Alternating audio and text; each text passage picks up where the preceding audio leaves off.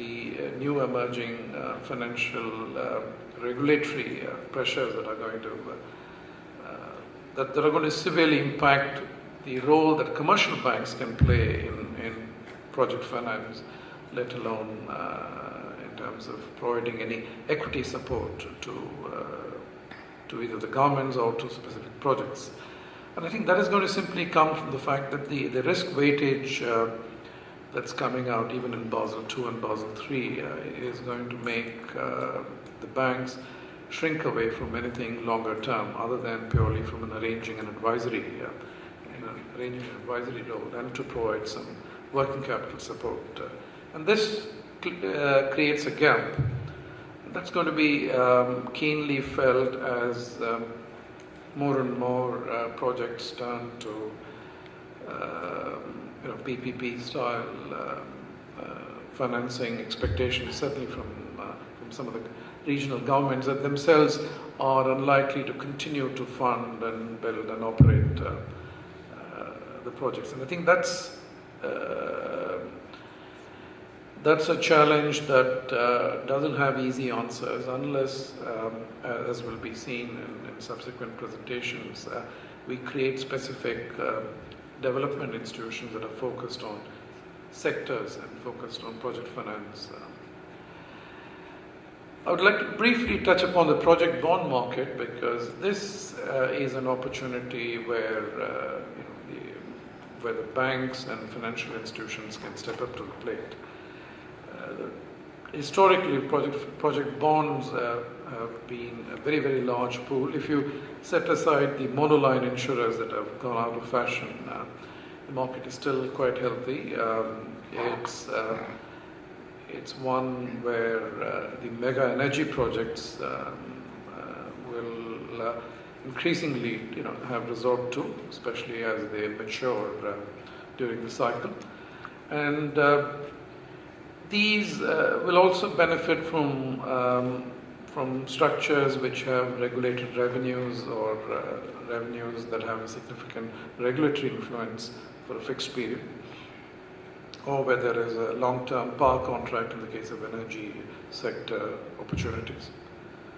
And I do believe that project bond as an opportunity from a structural perspective is one that increasingly the banks and financial institutions in this region will take resort to.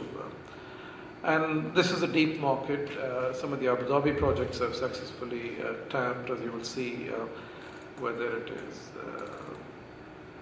is for the Project Dolphin or Tawila and the rest, and so have the Qataris.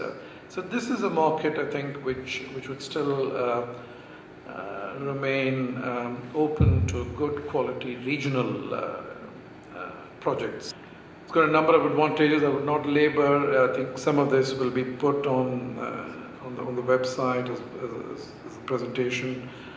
But it's not without its challenges, both for issuers and investors. I think increasingly volatility risks are going to predominate, especially for regional issuers, and I think therefore market timing is going to be a challenge for the issuers. There are disclosure requirements which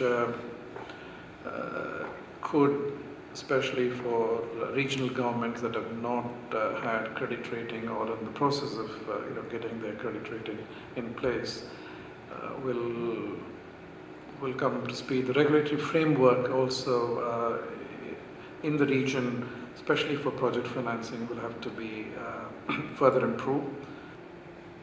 That's a quick indication of the ones that bought the energy project bonds, particularly the two from Abu Dhabi. I'm going to leave it in the interest of time and more quickly to what is in store in terms of project financing as compared to corporate lending, which banks take to rather easily. Project finance is going to be still very much a learning curve for very many regional commercial banks. And I think this is where I think the blend of expertise that comes in through the the exposure to multilateral institutions that are increasingly getting involved in the region, I think will help to strengthen the market and some of the key market players. Finally, in terms of a quick few conclusions, I think the project financing market is not only important and for the energy sector, it's clearly possible, and some of the key considerations will be to make sure that the secondary market liquidity is good, especially in the region.